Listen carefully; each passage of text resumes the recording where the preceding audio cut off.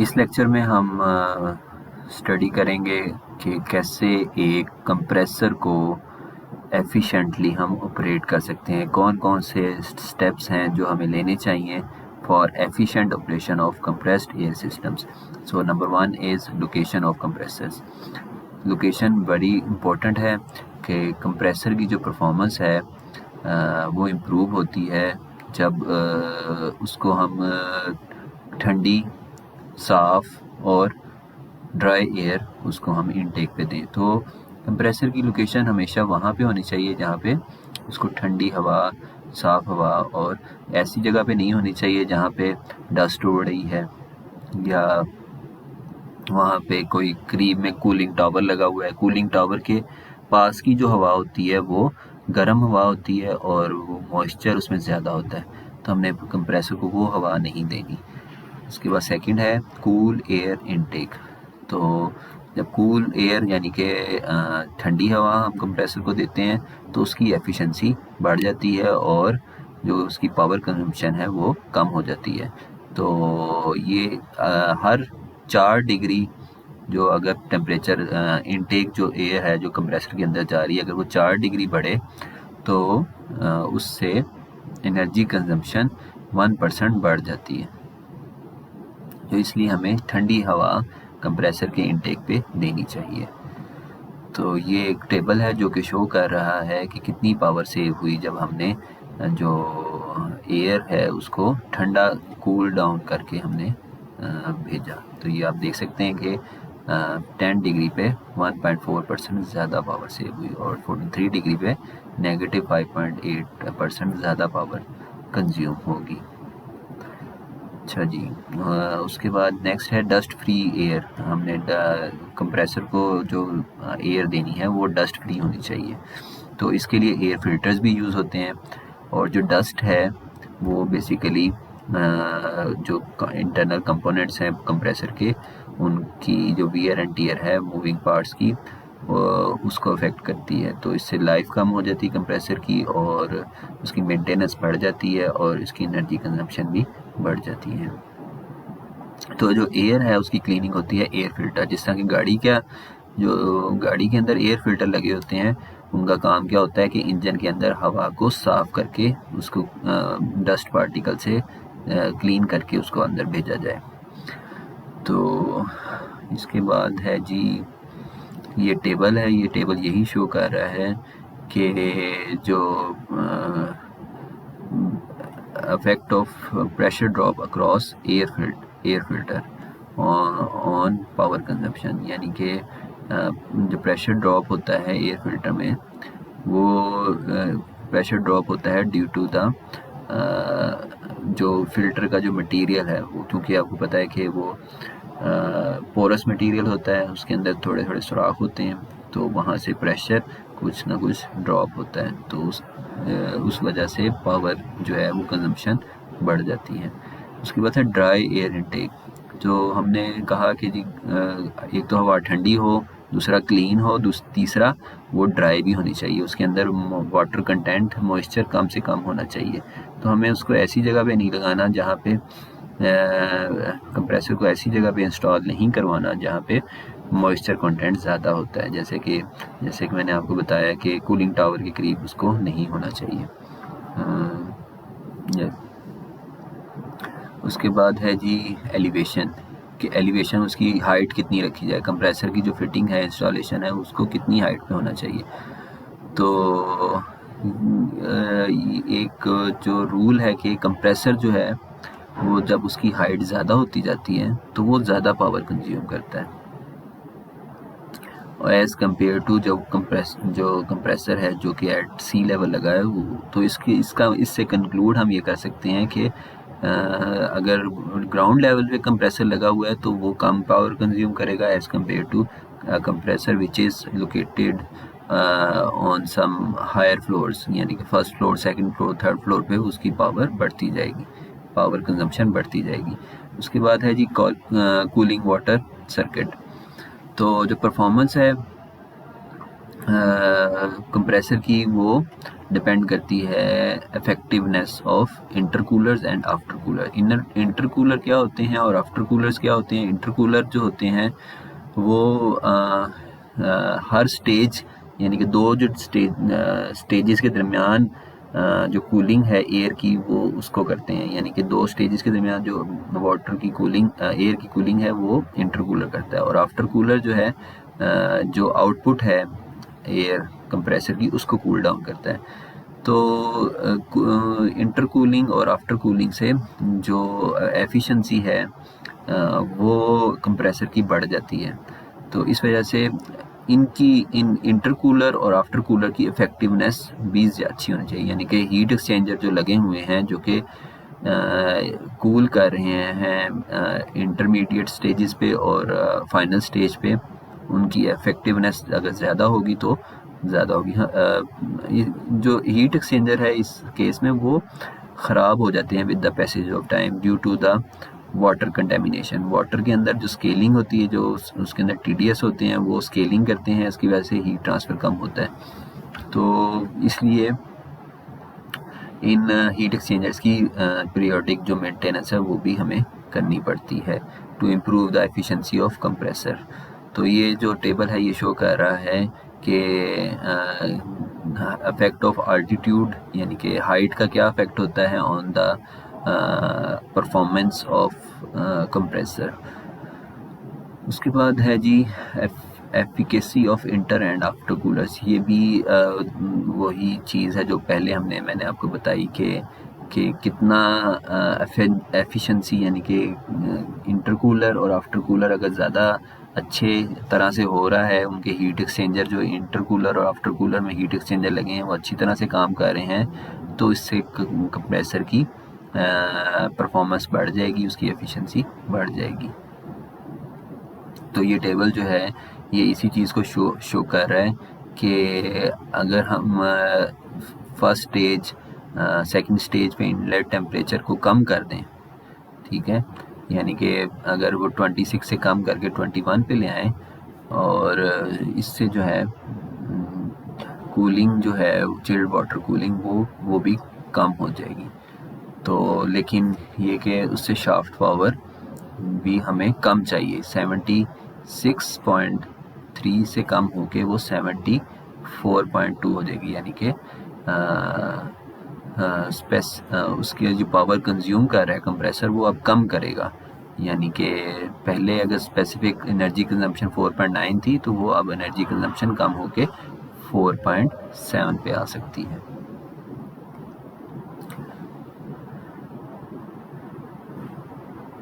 उसके बाद है जी प्रेशर सेटिंग्स। तो हमें पता है कि हमें जो इक्विपमेंट हमने चलाना है कंप्रेसर की मदद से वो एक डिज़ायर्ड प्रेशर पे चलता है। तो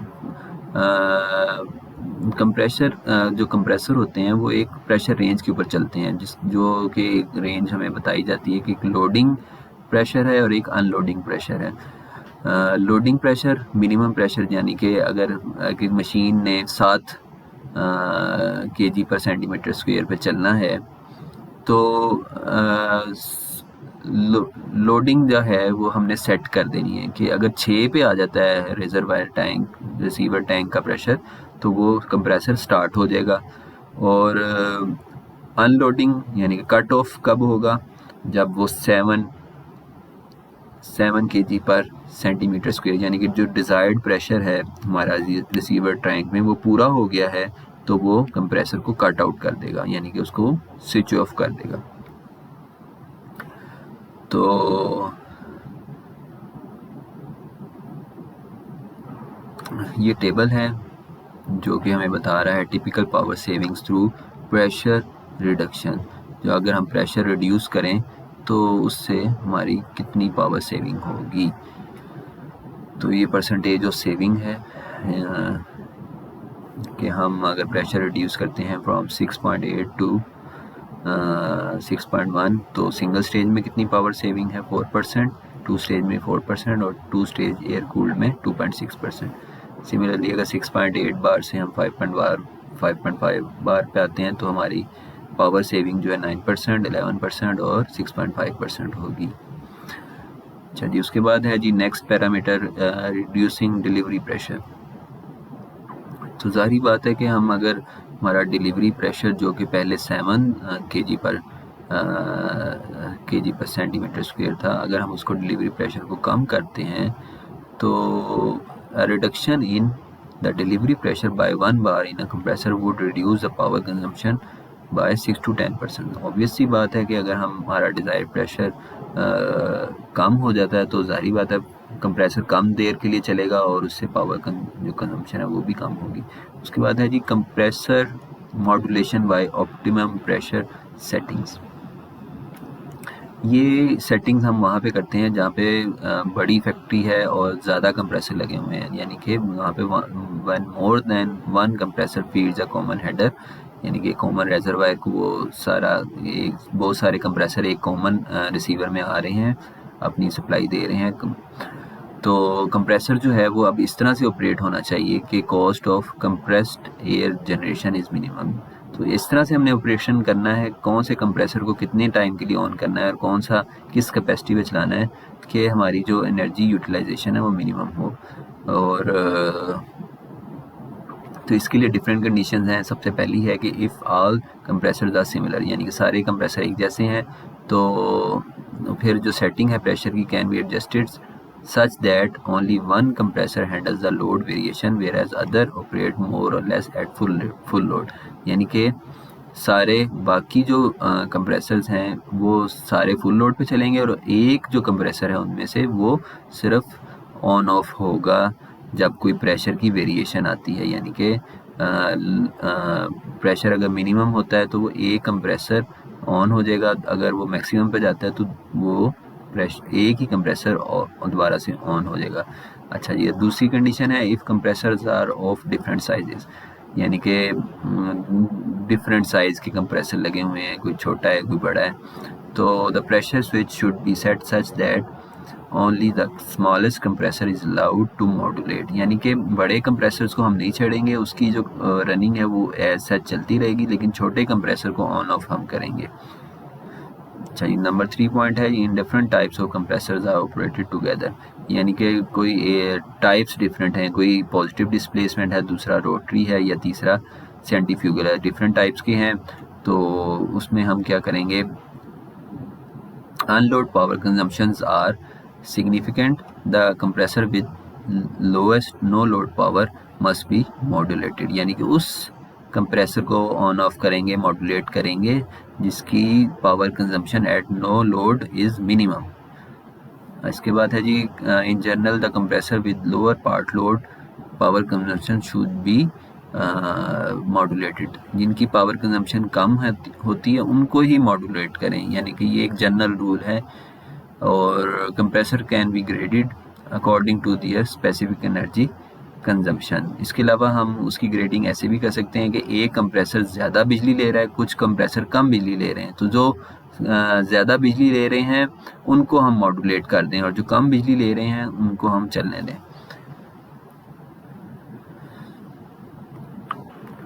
ये एक एग्जांपल है कंप्रेसर मॉड्यूलेशन की कि आपको बताया गया कि ये compressor A B C D E है, वो 5 कंप्रेसर लगे हुए हैं, तो उनकी कैपेसिटीज़ डिफरेंट हैं।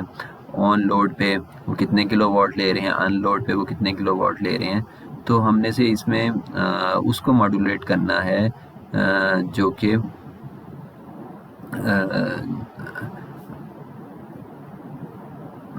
कि कम, यानी कि पावर जिसकी कंजम्पशन कम है, ठीक है, तो उसको सिर्फ हमने मॉड्यूलेट करना है। तो ये इस तरह से हम उसकी सेटिंग कर सकते हैं।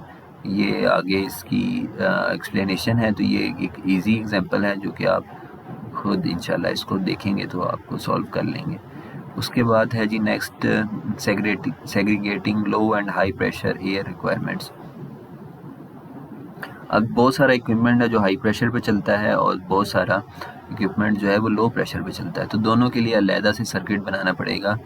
ये नहीं हो सकता कि आप एक ही प्रेशर लाइन जो कि हाई प्रेशर लाइन है उस पर सारे इक्विपमेंट चलाए जाएं, तो इससे ये सारा जो लो प्रेशर इक्विपमेंट है वहाँ पे सारा प्रेशर लॉस होगा, ठीक है जी। उसके बाद है minimum pressure drop in airlines. ये मतलब एयर की जो पाइपिंग है उसके अंदर कम से कम बैंड्स होने चाहिए, वेल्व्स होने चाहिए, ताकि उनकी लेंथ भी कम होनी चाहिए, ताकि जो प्रेशर ड्रॉप होता है जो कि थ्रू पाइपिंग जो है वो कम से कम हो। उसके बाद है जी equivalent length of fittings. Fittings जो हैं जो कि पाइपिंग के अंदर फिटिंग्स होती हैं, वेल्व्स होते हैं, बैंड्स होते हैं, वो भी प्रेशर लॉस का एक प्रेशर ड्रॉप का एक रीज़न होते हैं। तो हमने उसको भी जो फिटिंग्स हैं उनमें कितना प्रेशर ड्रॉप होता है, यानी कि जैसे कि गेट वाल्व है, टी है, एल्बो है, रिटर्न बैंड है, तो उसमें हमने रेजिस्टेंस उनमें ये इस टेबल के अंदर हर तरह की जो फिटिंग है उसकी जो रेजिस्टेंस होती है वो इस टेबल में दी हुई है।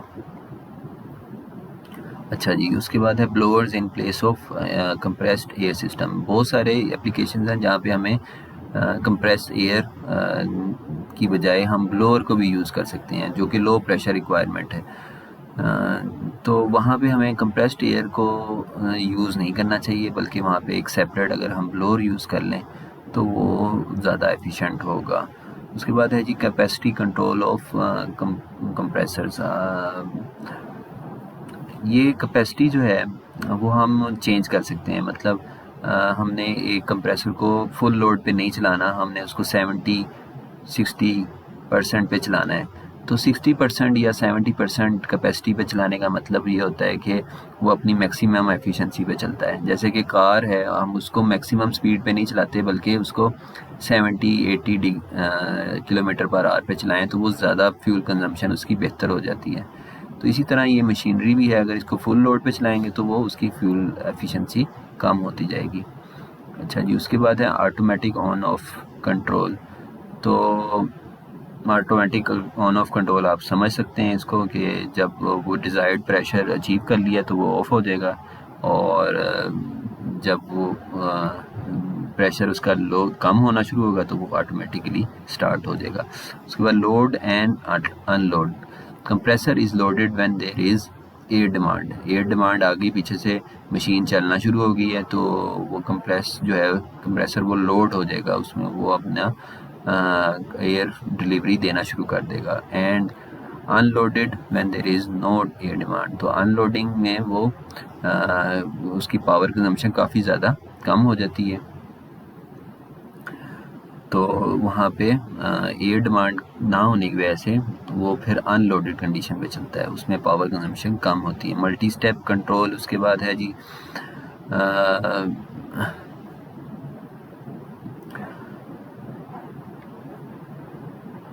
तो मल्टी स्टेप कंट्रोल में अनलोडिंग जो है वो सीरीज़ ऑफ स्टेप्स में होती है, यानी कि अनलोडिंग एकदम से नहीं होती, एकदम से एयर डिलीवरी कम नहीं होती, बल्कि कुछ स्टेप्स में होती है। यानी कि पहले 100 से वो 75% पे आएगी, फिर 50% पे, फिर 25% पे, एंड देन 0 पे। तो लोडिंग स्टेप वाइज, अनलोडिंग जो है वो स्टेप वाइज होगी, एकदम से नहीं होगी।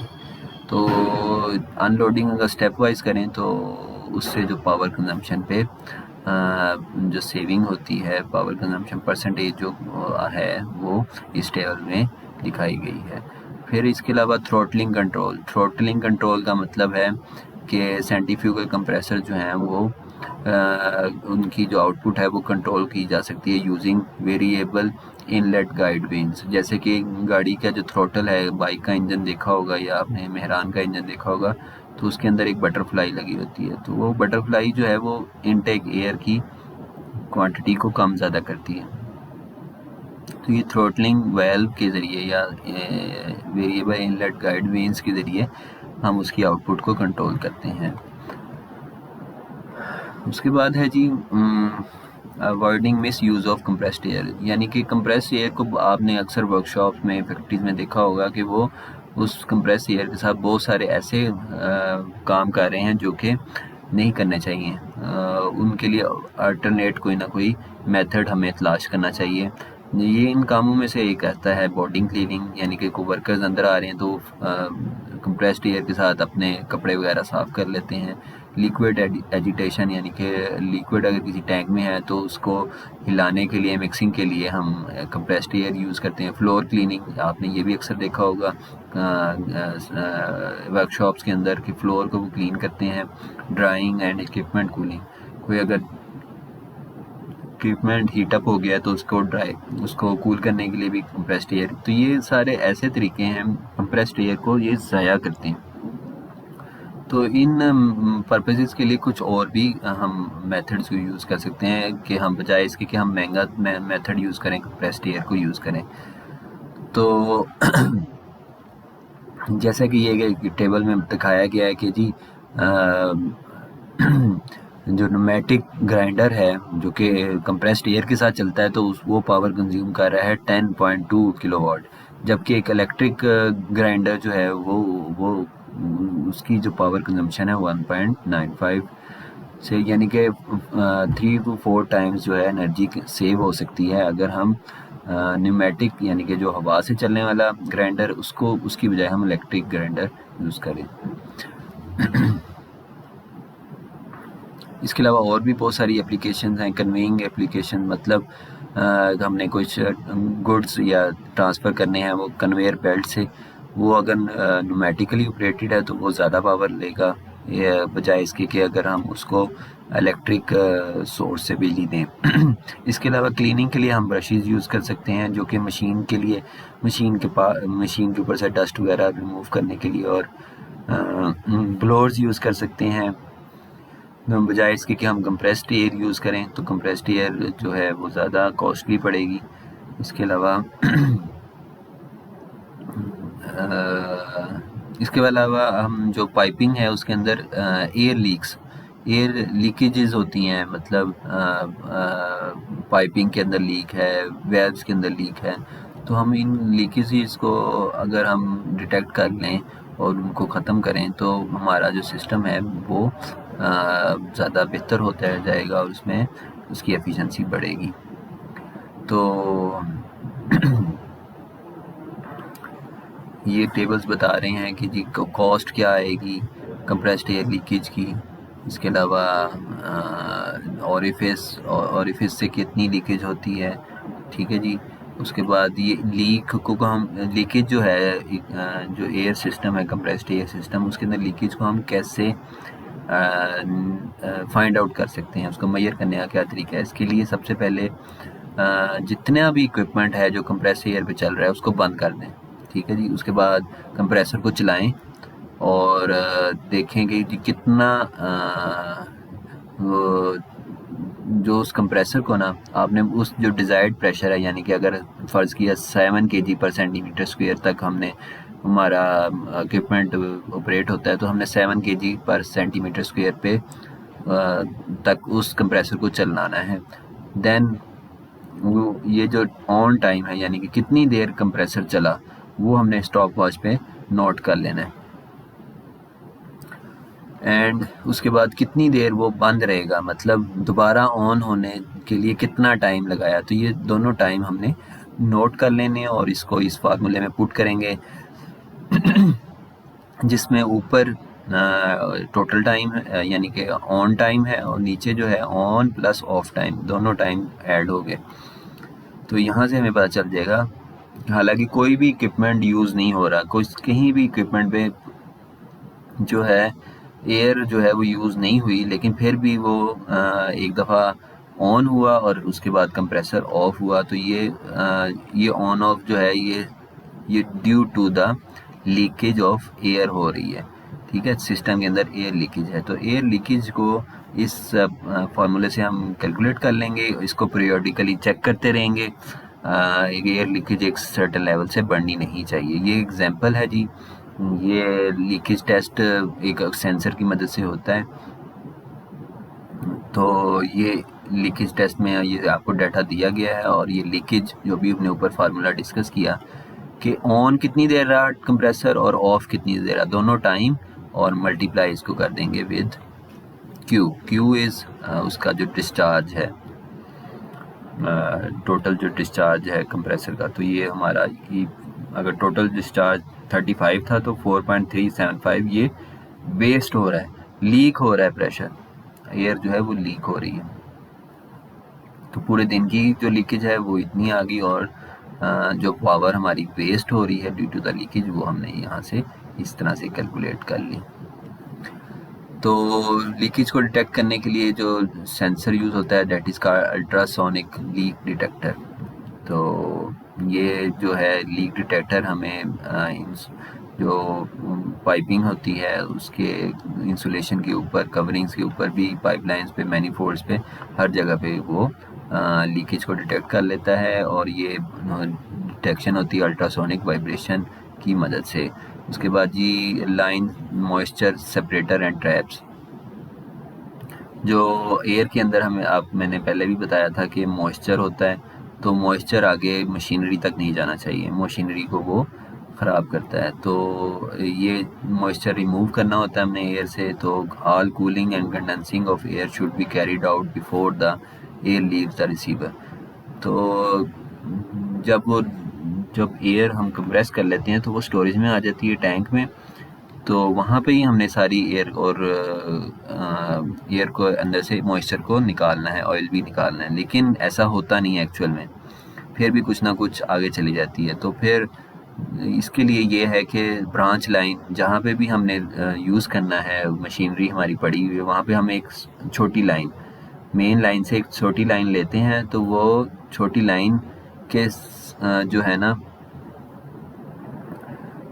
वो मेन लाइन के ऊपर से निकलनी चाहिए। यानी कि अगर वो नीचे से लेंगे तो वहाँ पे पानी भी आ जाएगा साथ ही, क्योंकि पानी आपको पता है कि वो नीचे हैवी होता है एयर से, तो वो नीचे की तरफ होता है। तो हमने जो ब्रांच लाइन लेनी है वो top of the main line के ऊपर से लेनी है, ताकि उसमें पानी और ऑयल ना आए।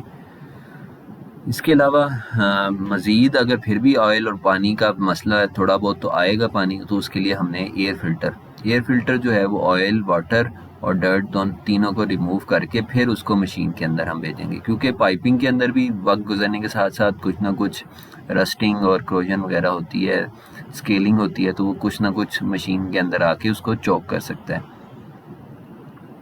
उसके बाद है रेगुलेटर्स। रेगुलेटर्स क्या होते हैं? Pneumatic operations are to be carried out at lower pressure than that of the main supply. बहुत सारी मशीनरी ऐसी है जिनको प्रेशर कम चाहिए, ऑपरेटिंग प्रेशर कम चाहिए, तो वहाँ पे रेगुलेटर लगाए जाते हैं। रेगुलेटर का काम क्या है कि प्रेशर को कम कर देना। उसके बाद है लुब्रिकेटर्स का काम क्या है कि जो कुछ इक्विपमेंट ऐसा होता है जो कि न्यूमेटिकली ऑपरेट है, यानी कि एयर से ऑपरेट होता है, और एयर जब उसके अंदर जाती है तो वो साथ साथ अपने कुछ ऑयल भी अंदर ले जाती है, वो उससे उसकी लुब्रिकेशन होती है, और जो लुब्रिकेशन है आपको पता है कि वो फ्रिक्शन कम करती है, और वो फिर पार्ट्स जो हैं वो जिनको हमने एयर से चलाना है मशीन, वो इजीली चलती है। उसके बाद है जी एयर ड्रायर्स, जैसे कि नाम से वाज़ेह है कि एयर से हमने मॉइस्चर को निकालना है। तो एयर से हम मॉइस्चर को कैसे निकाल सकते हैं? जैसे bye lowering the due point temperature, यानी कि टेम्परेचर अगर हम एयर का कम करेंगे तो उससे क्या होगा, जो मॉइस्चर है उसके अंदर वो कंडेंस हो जाएगा, मतलब उसके पानी के ड्रॉप्स बन जाएंगे, और वो पानी हम अलहदा कर लेंगे, और ड्राई एयर यानी कि कम्प्लीटली ड्राई एयर वो हम इक्विपमेंट को आगे हम देंगे। तो ये जो ड्यू पॉइंट हम कम कैसे करते हैं, वो by refrigeration and absorption process, या इनकी मदद से हम करते हैं। उसके बाद है एयर रिसीवर्स आपको पता है कि ये स्टोरेज होती है। स्टोरेज अब यानी ये पहले भी डिस्कस किया है एयर रिसीवर्स के बारे में।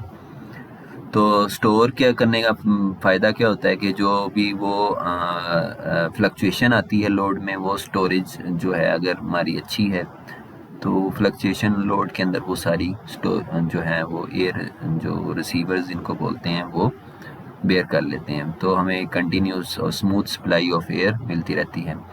उसके बाद है जी loss of air pressure due to friction. तो फ्रिक्शन हमें पता है कि कहाँ पे होती है, पाइपिंग के अंदर, सारी वेल्व्स के अंदर। तो जो फ्रिक्शन है पाइप के अंदर उसकी वजह से एयर के प्रेशर वो लॉस होता है। तो पाइपिंग इस फ्रिक्शन को कम करने के लिए जो पाइपिंग का लेआउट है वो प्रॉपर होना चाहिए, क्लोज्ड होना चाहिए, लूप जो है उसका वो क्लोज्ड होना चाहिए। उसके बाद है कैपेसिटी यूटिलाइजेशन। कैपेसिटी यानी कि कितनी एयर जो है वो कंप्रेसर दे सकता है और कितना हमें उसको यूटिलाइज करना है। तो for optimum energy consumption proper compressor capacity control should be selected, यानी कि बेहतरीन एनर्जी के लिए कंजप्शन के लिए हमें कैपेसिटी कंट्रोल भी एक अच्छा सा सेलेक्ट करना पड़ेगा। ठीक है जी। तो इसके लिए एक तरीका तो ये है कि हम छोटे कंप्रेसर जो है यूज़ करें। दूसरा ये है कि डिसेंट्रलाइज्ड कंप्रेसर, यानी कि एक सेंट्रलाइज सिस्टम लगाने की बजाय हम एक मशीन के करीब एक कंप्रेसर लगा सकते हैं। तो यहाँ तक आज का लेक्चर था। Thank you for watching.